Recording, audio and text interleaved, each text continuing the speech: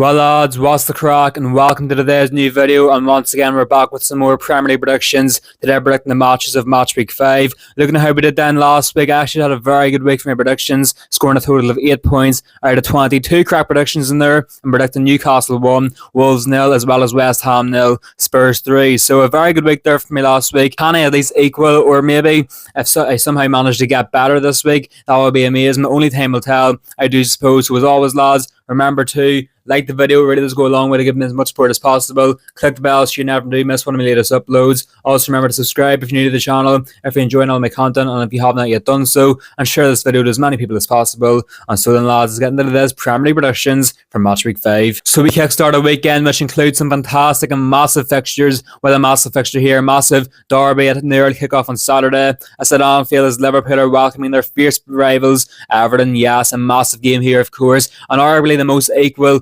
Merseyside Derby we've had on paper in years, because yes, Liverpool still are the better side. They definitely are still the better side, of course. And I mean over the past week, once again they've been clutching up big time. They got an 1-0 victory away against Burnley after Burnley's incredibly good defensive performance thanks to a last minute winner from Mohamed Salah from the spot. And then they're playing in the Champions League against Atletico Madrid. They scored 2 very early goals. Atletico get a goal back. I click on the last 15 minutes of the match to watch it. I see Marcus Llorente equalise and make it 2-2, and I'm thinking surely Liverpool don't do it again. Well, I'll tell you what lads, they bloody did it again. Van Dijk won the game there for Liverpool. They defeated Atletico Madrid 3-2 in the Champions League. I tell you what lads, it's 5 games in a row where Liverpool have won it in injury time. It cannot go on like this. Well, I tell you what, it can at the minute for any slot side. However, Everton last week was a 0-0 draw at home to Aston Villa. However, overall it was still a very good positive display there from David Moyes' side. So in my opinion actually lads, Everton should not be fearing this Liverpool side whatsoever, and I do believe Everton are very well capable in the current form they're in to get something, at least a point from this one here and this one. Now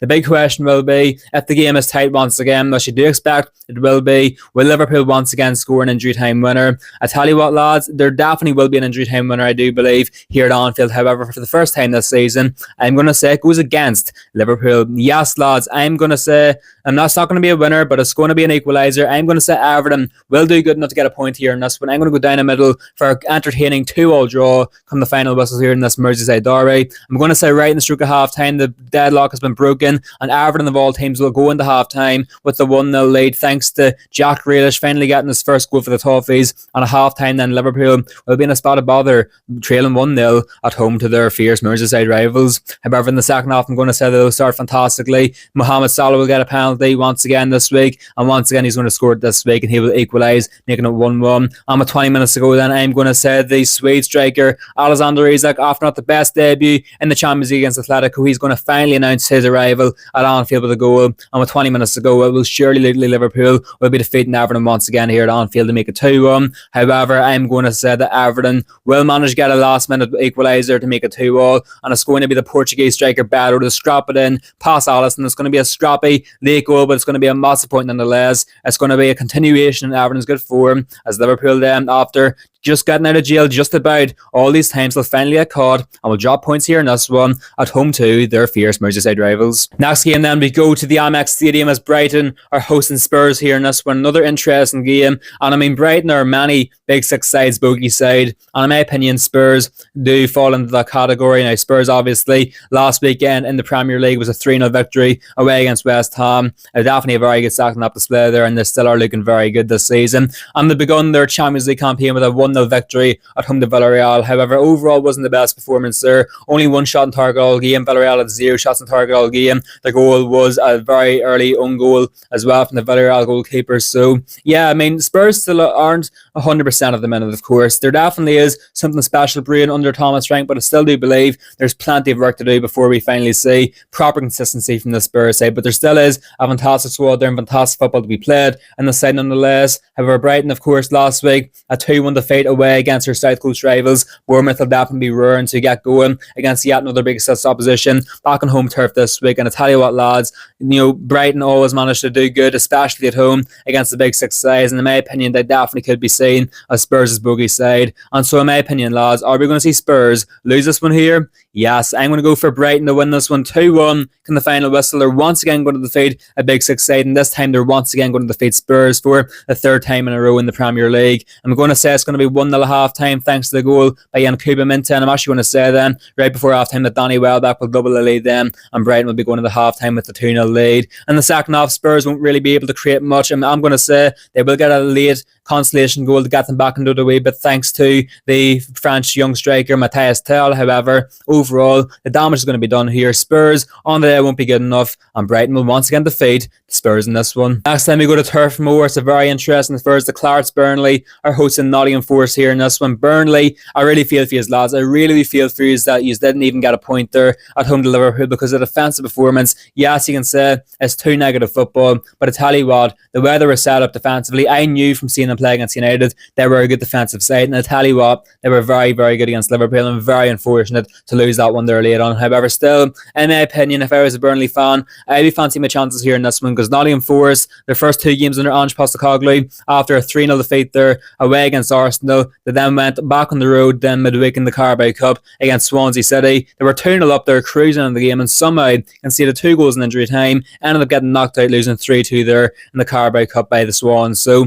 yeah, so far it hasn't been the best starts for Ange Postecoglou's Nottingham Forest side under Ange's reign. However, I do believe still it will come good. However, here in this one, it's going to be a tricky game. Once again, Burnley have a very good defence, and in my opinion, they definitely will make Forest struggle here in this one. However, still, Forest do have the firepower up top, and I do believe they will score eventually here in this one. It's a hard one to call in my opinion, lads, but looking at Burnley's good defence, combine that with the fact that Forest still aren't fully settled this season, I'm going to say that Burnley, unlike last week, will manage to get something from this one here. I don't think they're going to win this one, but I'm going to say they'll hold Forest to a 1-1 draw in the final whistle here at Turf Moor. I'm going to say at half time it's going to be 1-0 to the away side, and Chris Wood's going to come back to haunt his former side then with a goal right in the stroke of half time to make a 1-0 to the away side. However, just like what happened during midweek away against Swansea City is going to happen again here. Forest are going to concede a late goal and will once again battle a win, and will only draw this one here. And I'm going to say that late goal will come through super sub off the bench Armando Broya to score his first goal for the Clarets and saving a crucial point for Burnley, and a well-deserved point that as well on home turf, as Ange Postecoglou's Nottingham Forest side will go 0 wins from his first 3 games. Next time we go to a bit of a London derby here at the London Stadium, as West Ham United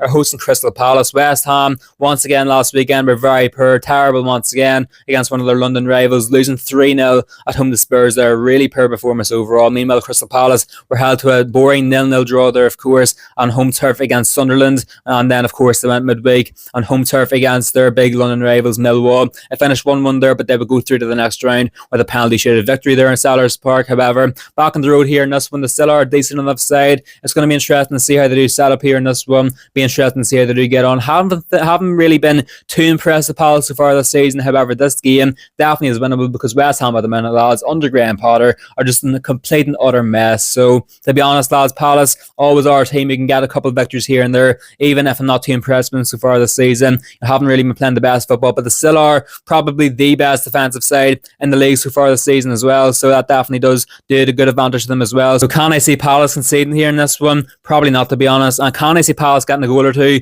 Yes. So ultimately, lads, I do believe Palace will definitely have enough to win this one here. It's going to be a comfortable enough 2-0 victory in the road for Palace, as the Hammers will lose once again. I'm going to say the goals will come through a bullet header by Maxence Lacroix. I'm going to say he'll get his first goal of the season on the hour mark, making it 1-0. And then I'm going to say 15 minutes on from that the new Spanish winger from Villarreal, Jeremy Pino, will score his first goal for Palace, making it 2-0 and secure what is going to be a very comfortable and well-deserved victory for Oliver Glasser's away side. Meanwhile, turmoil will continue to unfold for Graham Potter's Hammers. Next game then, this could be the first El Sacago of the season, as Wolves are hosting Leeds United here at the Molyneux Stadium. Maybe El Sacago isn't the correct term, because Vitor Pereira and Daniel Farke, 2 managers who, yes, haven't had the best starts of the season, but 2 managers who probably aren't really near getting sacked either. So, but still anyway, 2 sides who haven't really had the best starts this season. So a win here for whoever does get it will be absolutely crucial, especially for Wolves, who currently sit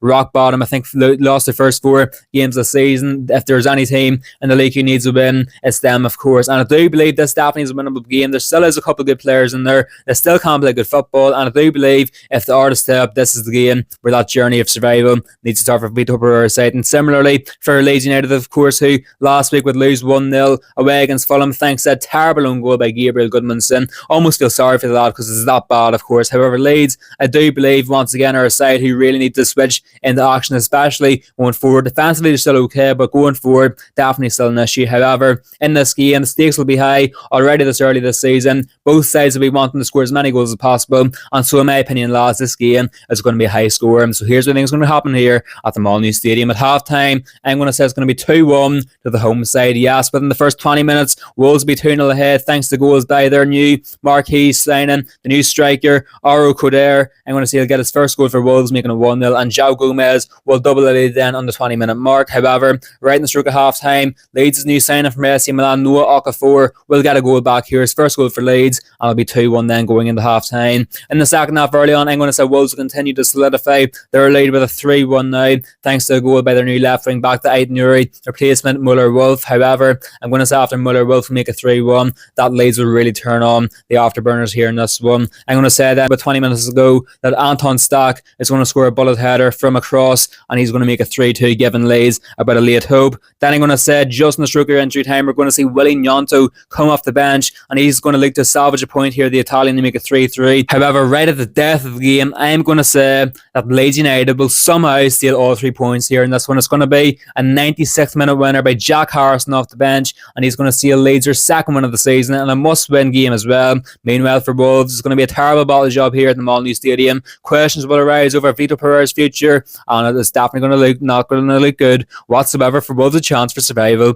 in the Premier League this season. Now we go to the main event game on Saturday. It takes us to Old Trafford, unfortunately, because Man United are hosting Chelsea. And at this stage, lads, as a Man United fan, do I even want to watch this game? Probably not, of course, because I do believe I've just lost all hope in this United side, of course, and I don't even know who to blame at this stage. I mean, Ruben Amorim clearly isn't helping us whatsoever, and the system is terrible. These players just simply cannot play the system. But then again, these players are getting paid so much every single week that I would definitely expect them to at least put in half-decent performances week in, week out in this system. It's really hard to know what to think of this current United squad after the 3-0 defeat away against Man City. Maybe you can look at it and say, yes, you know, we were very poor that day and Amorim needs to go. However, then again, you can look from another perspective and say, that was Man City, of course. We've had a tough couple of fixtures to start the season. Let's review this again in a month's time and see where we're at, of course. I'm not too sure at the minute, lads, but Chelsea obviously still are definitely a side in a much better position than us this season. They dropped points last week, a 2-2 draw there away against Brentford, and then, of course, went on in the Champions League, lose 3-1 away against Bayern Munich there to start off their campaign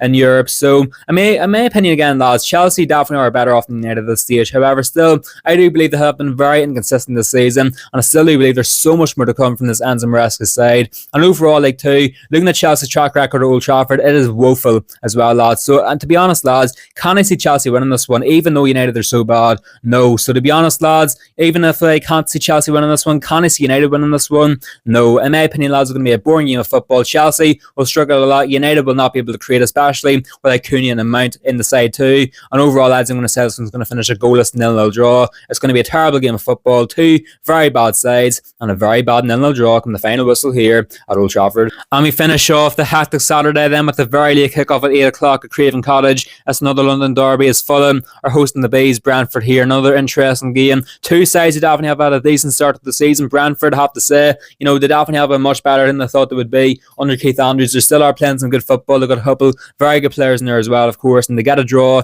away against Chelsea, or home against Chelsea there last week. Definitely was some going there for sure, especially to get it there in injury time too. Meanwhile, for Fulham, of course, although they were very lucky to get 3 points against Leeds, it's still 3 points nonetheless. There's still more points on the board for this Cottagers side, and still overall they're looking very, very good this season as well. So it's very hard actually to separate these two sides. I'm looking at the like of Fulham's new marquee signing, Cavan, as well. He looked very good when he came on against Leeds, so maybe he could be the difference maker here in this one. But to be honest, lads, the way I look at it is two sides who are pretty much even, really. Two sides have had a decent start of the season as well, and to be honest, lads, can I separate these sides? Not really. So I'm going to say this one will finish another draw, the fourth draw on the Saturday. I'm just going to say it's going to be a 1-1 draw from the final whistle here at Craven Cottage. 1-0 Fulham at half time thanks to a goal by Harry Wilson in the half-hour mark. However, I'm going to say with 20 minutes to go that Fabio Carvalho will come back to haunt his former side and he'll salvage a crucial point here for Brentford, and once again getting his second equalising goal in 2 weeks for the Bees, and once again for the second week in a row as well, salvaging Brentford a valuable point,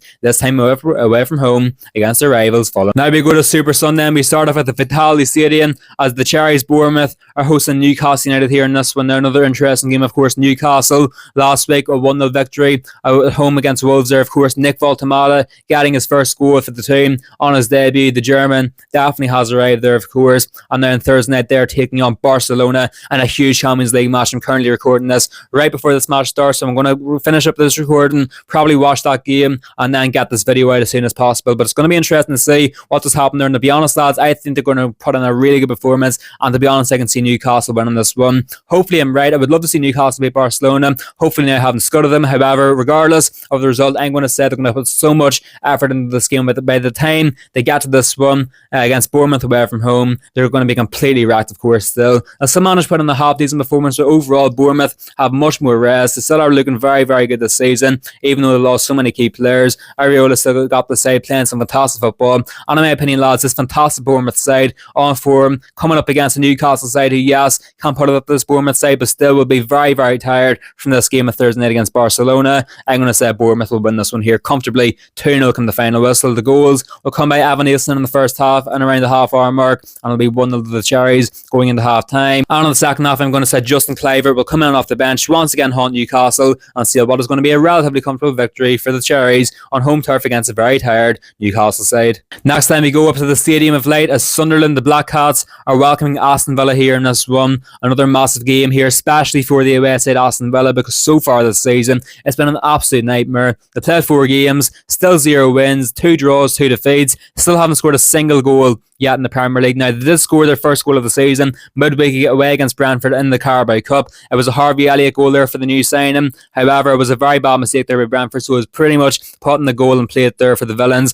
And in the end there, of course, lost the game of penalties, so it continues Villa's terrible start for the season as well. However, this game is a must-win, but the Stadium of Light definitely is not a ground you want to go to in a must-win game for 3 points. And Sunderland, of course, last week in the 0-0 draw against Crystal Palace, defensively they were very good, but going forward, definitely wasn't much about them. But here in this one, I do believe there'll be much more confidence in them to take the game to Aston Villa, especially considering the poor form Unai Emery's side is in at the minute. So it's going to be interesting to see definitely how the Black Cats will perform here in this one. They're in much better form, and to be honest, lads, can I see them defeat this struggling Villa side? Yes, I can. So I'm going to say Sunderland will get their 3rd victory, I think it is going to be this season, with a fantastic 2-1 victory on home turf against the Villains here. I'm going to say the goals will come through on the half-hour mark once again. I'm going to say we're going to see an absolute screamer by their new captain and marquee signing Granit Xhaka. He's going to make it 1-0 here, and the Black Cats will have that lead going into half-time. And on the second half, I'm going to say in the hour mark that Wilson Isidore will double the lead then, and the French striker makes it 2-0 to the Black Cats. I'm going to say then in injury time, Villa will get a consolation goal,